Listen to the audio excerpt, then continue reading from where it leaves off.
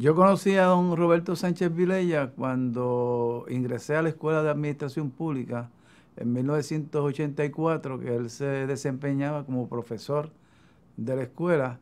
Poco a poco fui desarrollando una relación informal porque mi oficina quedaba adyacente a la oficina de él y cuando llegaba para mis clases antes, pues siempre conversaba con él y llegamos a tener una gran afinidad en cuanto a los temas, discusiones y pláticas sobre gobierno, administración pública, política y asuntos públicos en general. Para mí fue un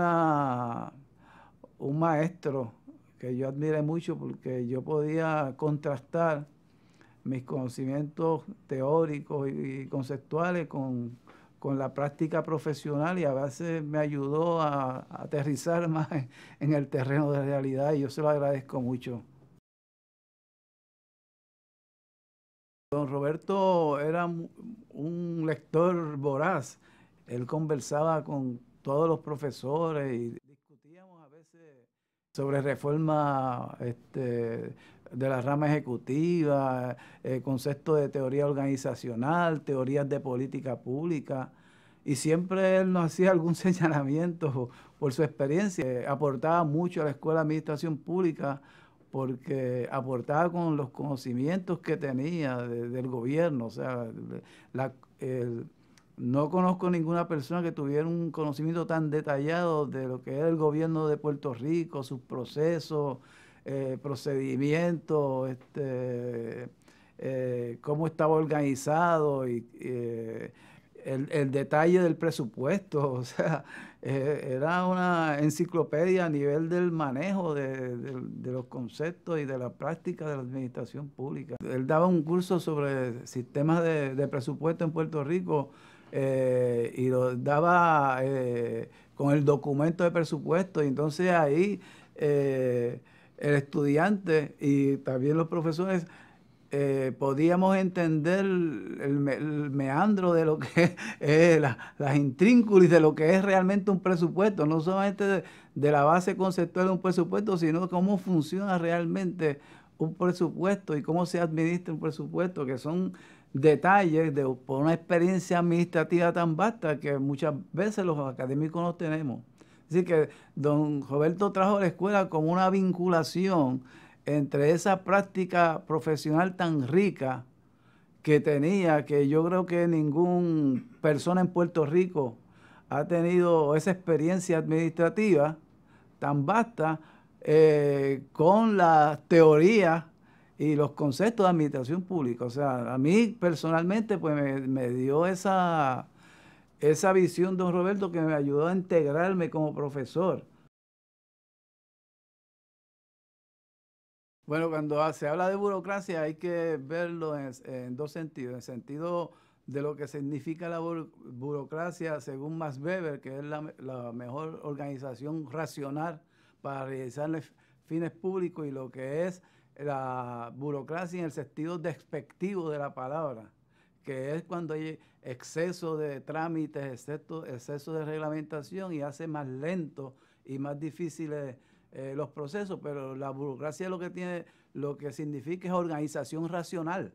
Cuando yo estudié en América Latina, en México, en América Latina los funcionarios públicos le llaman burócratas. Yo escuchaba que las personas decían, ¿cuál es su profesión? Yo soy burócrata, en un sentido de orgullo, y me sonaba, pero es que burócrata quiere decir un profesional del servicio público que se supone que entre por mérito y ascienda por mérito y aplique unos procedimientos y unas técnicas que se suponen que sean racionales. Ahora, hay una desvirtuación en ese proceso racional dentro del contexto administrativo, obviamente. Y también la burocracia es racional basada en el mérito. Entonces, había un sistema de la oficina de personal que hacía una convocatoria y uno competía tomando exámenes por escrito. Y eso ha desaparecido. Entonces, exámenes por escrito, y entonces los tres mejores candidatos que salían en ese examen iban a la oficina una terna, y ya esa terna está en décima. O sea, que y había que escoger de esos tres. De esos tres había que seleccionar. Y después, si no seleccionaba, había que hacer un memorando por qué no seleccionó. ¿Y por qué seleccionó esa persona? Esa tradición que hubo en Puerto Rico y que se había desarrollado por un tiempo, no se sedimentó por el cambio político partidista y el deterioro que se ha dado por consecuencia de la intromisión partidista en el servicio público con el cambio de las administraciones que no se ha dado de una manera institucional. Y por ahí se fue el servicio público de carrera. Y Puerto Rico no supo, no supimos, ¿verdad? Porque ahí el pueblo de Puerto Rico no supo aceptar ese proceso de transición de un sistema monopartidista casi absoluto a un sistema bipartidista. No ha habido una transición que permitiera preservar esas instituciones de la administración pública y lamentablemente se han ido deteriorando. Yo escribí un libro que explica eso, se llama Fulgor y Decadencia de la Administración Pública, que lo escribí en 1996 y me han propuesto que lo reedite, pero es que no encuentro una palabra peor que decadencia para describir lo que ocurre en nuestro país, lamentablemente en la administración pública.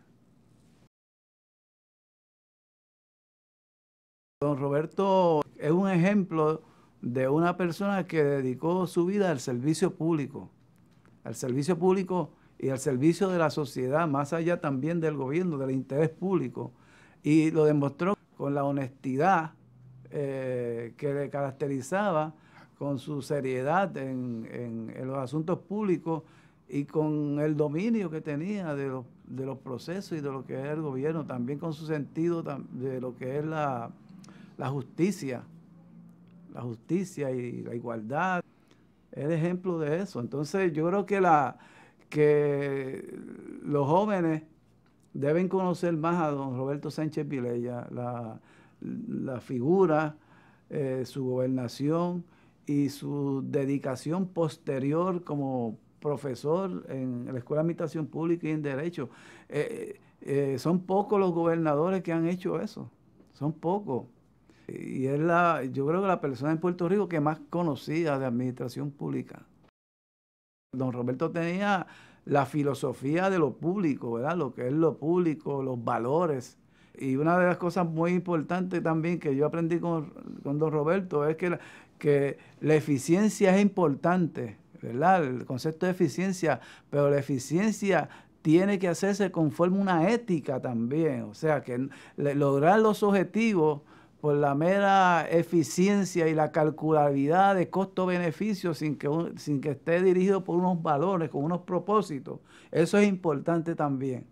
Entonces, dentro de esa eficiencia en el manejo gubernamental, es importante también una ética que dirija esa práctica profesional, porque se puede ser eficiente para hacer cosas malas. Y lo vemos en la calle todavía, calculadores que pueden hacer un plan racional para hacer cosas perversas. Y se puede lograr ese objetivo del manejo adecuado de la finanza pública y el logro de objetivos sociales. Y ese es el arte de la administración pública. En eso consiste precisamente. Porque el objetivo no solamente es la eficiencia unido con respeto a un debido proceso de ley, con respeto a las leyes y a unos valores que van dirigidos al bien público.